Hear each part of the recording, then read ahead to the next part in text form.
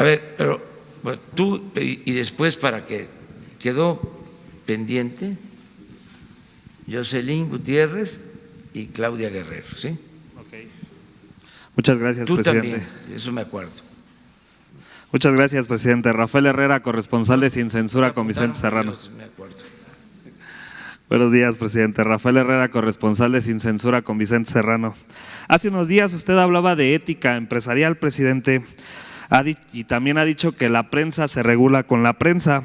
Déjeme pedirle su opinión sobre lo que publicó el conductor de Sin Censura, Vicente Serrano, hace unos días. Hay mano política en medios de comunicación. ¿Qué tan importante resulta para su gobierno y esta cuarta transformación separar el poder político del poder mediático? Fuera máscaras.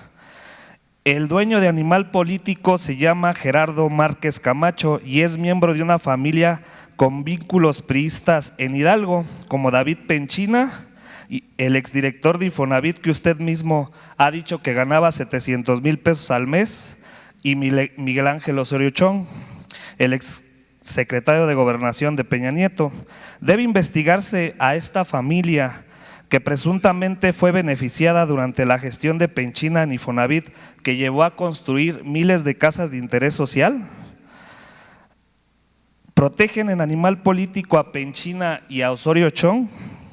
Con estos antecedentes, presidente, también publicamos que Animal Político es uno de los verificadores de contenido de Facebook en México.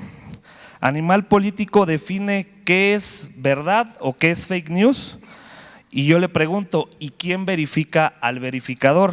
Por eso le pregunto, ¿qué tan importante es para usted, presidente, separar el poder político del poder mediático? Muchas gracias. Bueno, miren,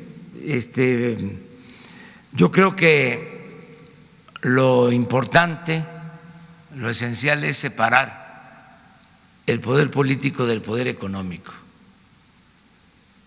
Esa fue la recomendación que me hizo uno de mis asesores, un migrante en San Quintín, que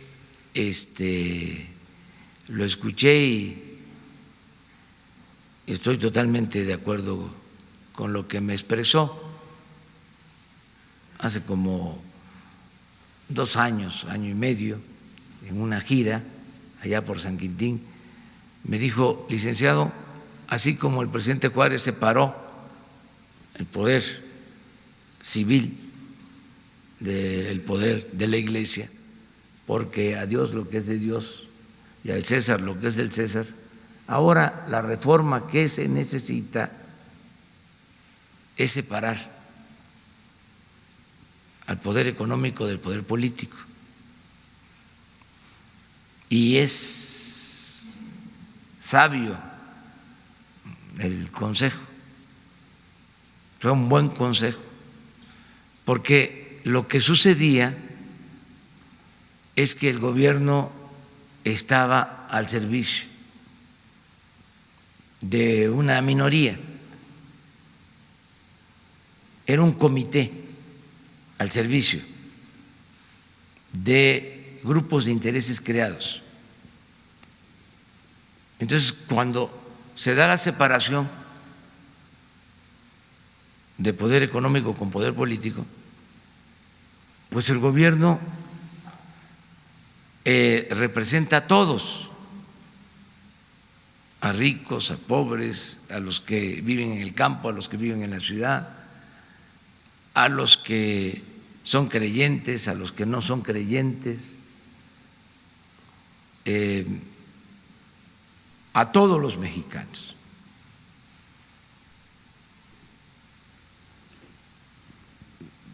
Puede ser que el poder económico esté en medios de comunicación, porque también había esa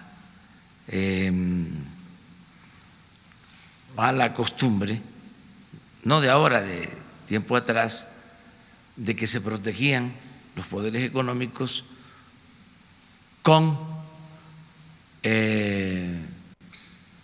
los medios de comunicación. Pero ya no existe eso, ya esto cambió y está siendo aceptado por todos.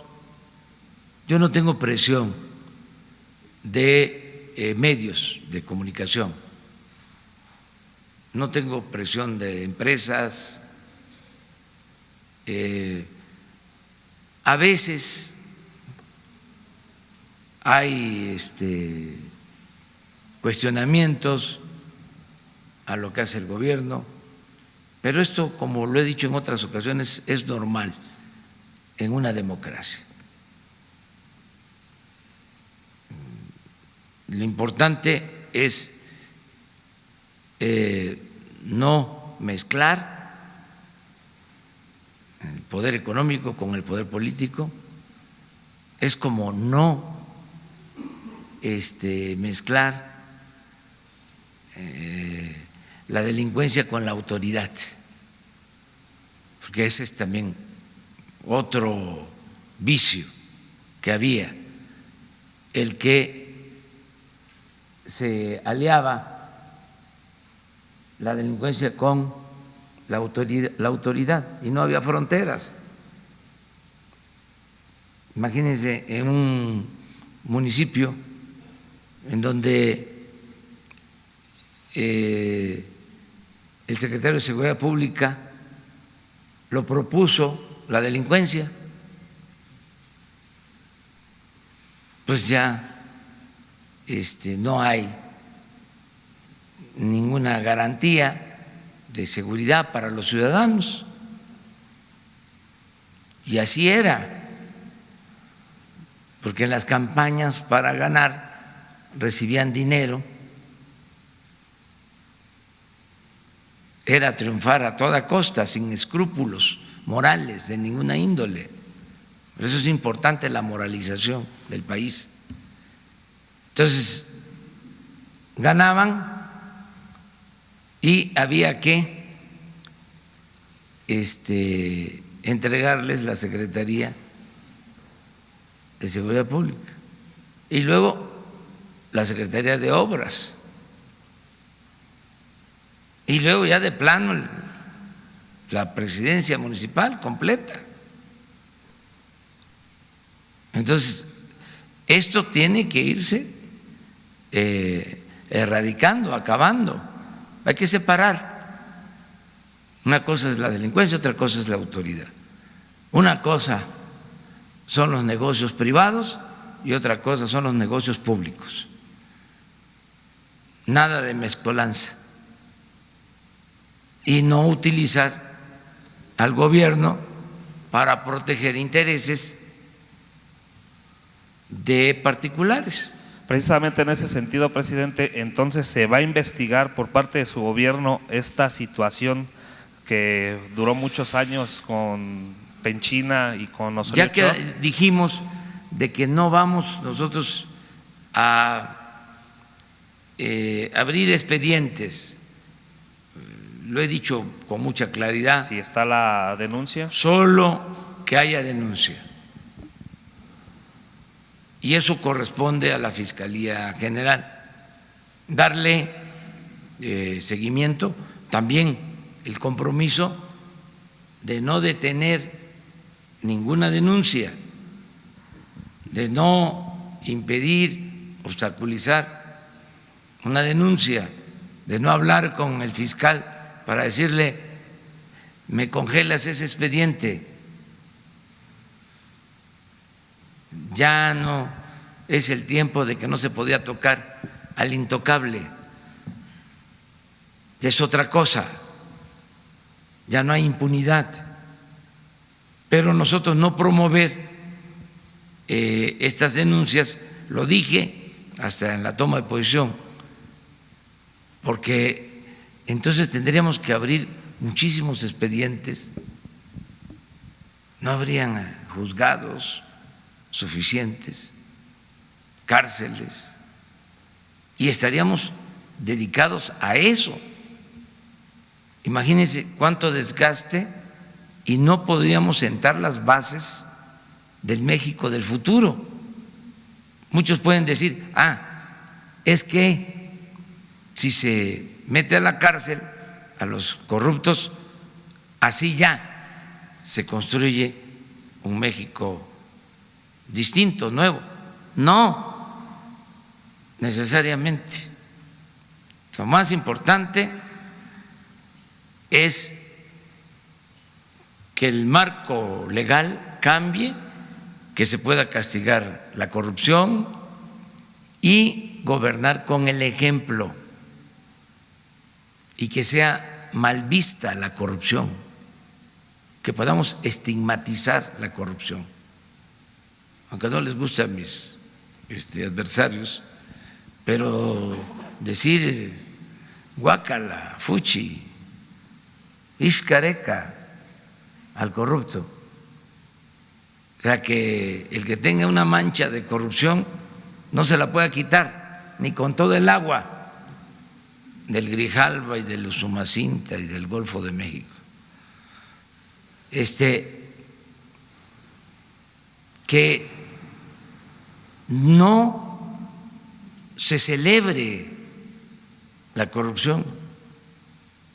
Es que ese era el peor de los males.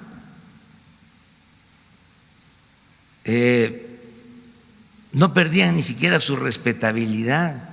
Además, llegó al extremo de que no se sentían corruptos y podían decir que el que se robaba una bolsa en el mercado o una cartera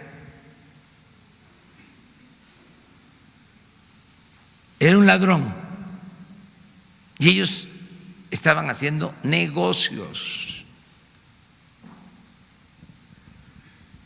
business. Entonces, es un cambio completo. Ya no se permite la corrupción y hay esta separación de poder económico con poder político. Esto no significa que no se pueda hacer negocios en el país, claro que sí.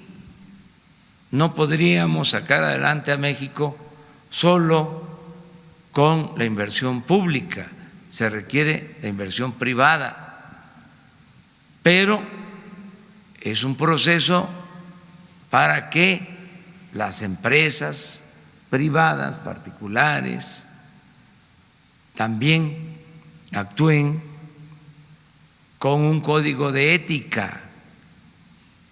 Yo les comentaba que hace poco una asociación de grandes corporaciones de Estados Unidos, que durante 50 años tenía como propósito obtener utilidades, acaba de reformar sus propósitos y en un código de ética ya establece que no solo las empresas deben de buscar las utilidades, sino que tienen que estar atentos para que sus trabajadores obtengan buenos salarios, buenas prestaciones, que las empresas no deben de afectar el medio ambiente, que tienen que actuar con honestidad. Todos son los cambios que se están dando en el mundo. Nosotros nos da mucho gusto porque esto es lo que venimos haciendo, y esa decisión la tomaron después de que nosotros hemos decidido erradicar la corrupción en el país, y hemos hablado también de las empresas y de su responsabilidad ética, y que haya utilidades razonables, utilidades justas, no atracos, porque a veces era conseguir un contrato, hay casos documentados en donde se recibía el anticipo para vender algo. ¿Se acuerdan de los carros tanques de Pemex? Que se dieron los anticipos y nunca se hicieron los carrotanques. O sea, se quedaban con el anticipo. Y ahí está en un juzgado el litigio. Se van a pleito. Ahora que estuve también allá en la península de Yucatán, pasé por Ticul, hay un hospital que lo dejaron inconcluso, una empresa que tiene 3 hospitales inconclusos.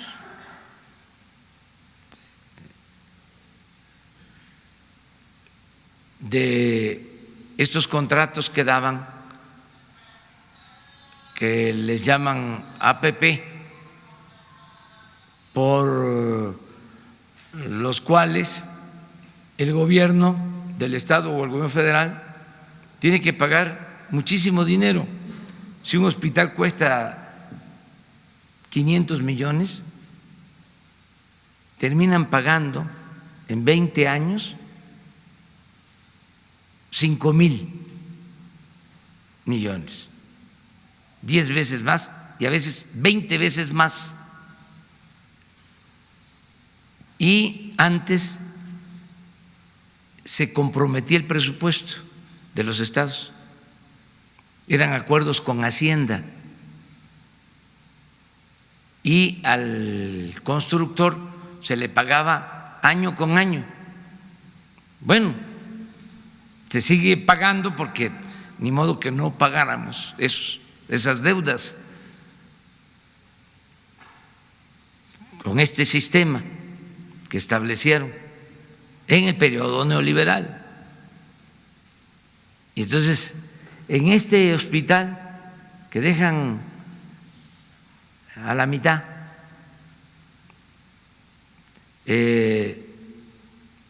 lo contrata un gobierno en Yucatán. Llega el nuevo gobierno y revisa de que no estaban cumpliendo, no estaban avanzando en la construcción y decide cancelar el contrato.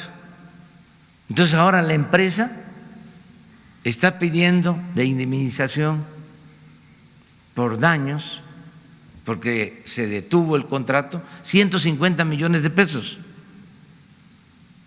Entonces ahí está, en ruinas, ¿sí?, abandonada la construcción. Entonces estamos buscando la manera de resolverlo, pero ahí la empresa tiene que entender de que es un abuso. Si ellos no cumplieron, estar pidiendo ahora 150 millones de pesos para reiniciar la obra. Entonces, estas cosas son las que ya no pueden seguirse dando. Acabar con toda esta corrupción. ¿Por qué se hacían estas cuestiones? Bueno, porque se negociaban en Hacienda, los mismos de Hacienda les hablaban a los gobiernos estatales para recomendarles a estas empresas, y así pagando del presupuesto año con año por estas obras. Ya eso se terminó. Esto los tiene algunos enojados, pero van a ir entendiendo. Afortunadamente ya muchos saben que esto ya no se puede, seguir haciendo. Lo mismo en el caso de las facturas falsas, oposición, porque no les gusta que se sancione a quienes llevan a cabo estos ilícitos. Imagínense cuánta evasión fiscal está documentado, incluso la Oficina de Investigación Financiera ya ha presentado casos de posibles delitos por este tipo de facturaciones. Acuérdense ustedes de cuando salía un reportaje de que una empresa financiaba una campaña, iban a ver el domicilio de la empresa y era una casa modesta, pero en muchísimos casos a veces ni sabía el señor de la casa o era un trabajador. Hay pruebas de todo esto. Entonces, ¿cómo permitir que eso continúe?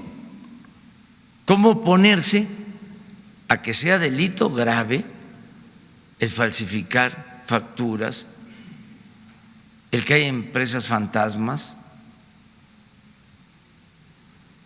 Tenemos que terminar con todo eso, porque significa, entre otras cosas, evadir impuestos, menos recaudación, y entonces el gobierno tendría, como lo hacían, que aumentar los impuestos, que crear impuestos nuevos. ¿Cuál era el pensamiento, la concepción predominante en estos conservadores corruptos, tecnócratas, neoliberales? Pues era que había que cobrar más impuestos. ¿Qué fue la reforma fiscal? Pues eso, que la gente se apretara más el cinturón. ¿Cuál es la diferencia ahora? Que es el gobierno el que se está apretando el cinturón. No estamos pidiendo que el pueblo se apriete el cinturón. Así de claro, porque salían con el cuento de que era muy poco lo que se recaudaba, lo que se cobraba de impuestos en México con relación a otros países. Entonces, por lo mismo había que aumentar los impuestos. Pero en el supuesto de que fuese así, lo primero que tendría que hacer el gobierno es dar el ejemplo de una administración honesta, eficiente, sin derroche, y ya después, si no alcanza, después de que no hay corrupción, después de que hay austeridad y no alcanzó, entonces ver la posibilidad de que haya más contribuciones. Pero aquí era aumento de contribuciones y seguía la robadera y el derroche. Muy injusto, muy desigual. Entonces sí hay un cambio en ese sentido. Bueno, vamos a ver con José.